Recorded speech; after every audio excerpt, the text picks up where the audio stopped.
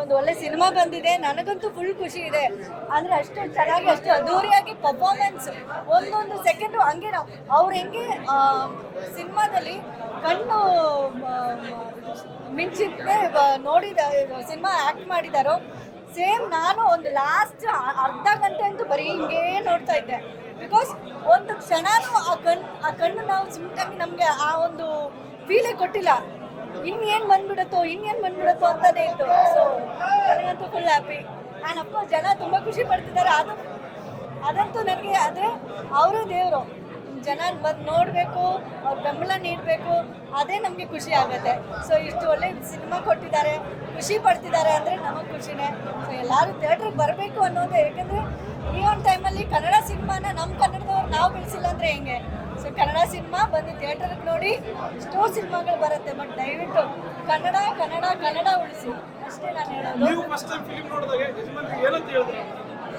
ನಾನು ಆದರೆ ಜನರಲಿ ಅವ್ರ ಸಿನಿಮಾ ನೋಡಿದಾಗ ನಾನು ತುಂಬ ಕ್ರಿಟಿಕ್ ಮಾತಾಡ್ತೀನಿ, ಇದು ಚೆನ್ನಾಗಿ ಮಾಡಿಲ್ಲ, ನೀವು ಈ ಸೀನಲ್ಲಿ ಹಿಂಗೆ ಬೆಟರ್ ಮಾಡಬೇಕಿತ್ತು ಅಂತ.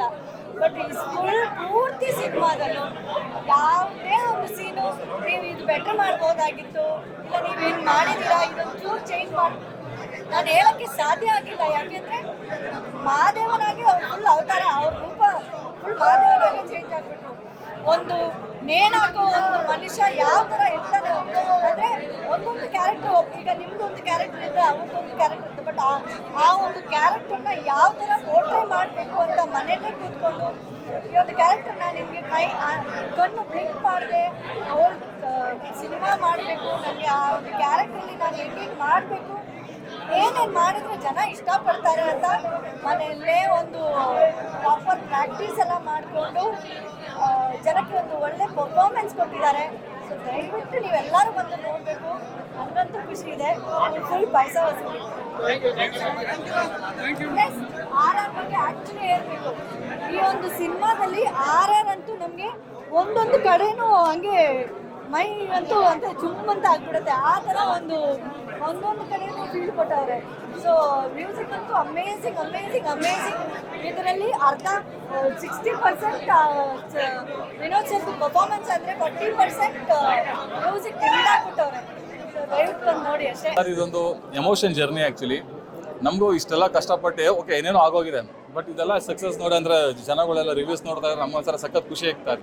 ನಮ್ಮ ಸ್ಟ್ರೆಸ್ಸು ಟೈಟು ಏನೇನೆಲ್ಲ ಇತ್ತು ಎಲ್ಲ ಕೆಳಗೆ ಇಳಿದು ಹೋಗ್ತಾ ಇತ್ತು. ತುಂಬ ಖುಷಿ ಆಗ್ತಿದೆ ಜನದ ರಿಯಾಕ್ಷನ್ ನೋಡ್ತಾ ಇದ್ರೆ. ಕ್ಲೈಮ್ಯಾಕ್ಸ್ ಎಂಥವ್ರಿಗೂ ಒಂದು ಕ್ಷಣ ಕಣ್ಣಲ್ಲಿ ನೀರು ಬರುತ್ತೆ, ಇದು ಮಾತ್ರ ಸತ್ಯ. ನಮ್ಮ ತುಂಬ ಜನ ಸೆಕೆಂಡ್ ಹಾಫ್ ಅಲ್ಲಿ ಸೀಟ್ ಎಡ್ಜ್ ಸೀಕ್ವೆನ್ಸ್ ಅಂತ ಹೇಳ್ತಿದ್ದಾರೆ. ಅದಕ್ಕೆ ನಾವು ಎಕ್ಸ್ಪೆಕ್ಟ್ ಮಾಡಿರಲಿಲ್ಲ. ಕೆಲವೊಂದು ಎಷ್ಟೊಂದು ನಾವು ಎಕ್ಸ್ಪೆಕ್ಟ್ ಮಾಡೋದಿಲ್ಲ ಇರೋದು ಹೇಳ್ತಿದ್ದಾರೆ ಕೆಲವೊಂದು ರಿಯಾಕ್ಷನ್ಸ್. ಅದು ನಮ್ಗೆ ಸಖತ್ ಇಂಟ್ರೆಸ್ಟಿಂಗ್ ಎಕ್ಸೈಟ್ ಆಗಿದೆ ಆ್ಯಕ್ಚುಲಿ. ಎಲ್ಲ ಥರ ಇದೆ, ಆ್ಯಕ್ಷನ್ ಇದೆ, ಎಮೋಷನ್ ಇದೆ. ವಿನೋದ್ ಸರ್ದು ವಿಭಿನ್ನವಾದ ಪಾತ್ರ ತೆರೆ ಮೇಲೆ ಬಂದಿದೆ. ಇಷ್ಟು ಸಿನಿಮಾಗಳು ಅವ್ರು ಏನು ಮಾಡಿದ್ದಾರೆ, ಇದು ಒಂಥರ ವಿಭಿನ್ನವಾಗಿದೆ ಅಂತ ಹೇಳ್ಬಿಟ್ಟು ಎಲ್ಲ ಆಡಿಯನ್ಸು ಹೇಳ್ತಿದ್ದಾರೆ. ಅದನ್ನೆಲ್ಲ ನೋಡಿ ನಮಗೂ ಖುಷಿ ಆಗುತ್ತೆ. ಎಲ್ಲೊಂದು ಹತ್ರ ಕಾಮಿಡಿ ಸೆನ್ಸು ಸೇರುತ್ತೆ. ನಿಮ್ಮಿಂದ ನಂದೀಶ್ ಆಗಿ ಆ್ಯಕ್ಟ್ ಮಾಡಿದ್ದೀರಿ ಅಂತ ಹೇಳಿದ್ದಾರೆ.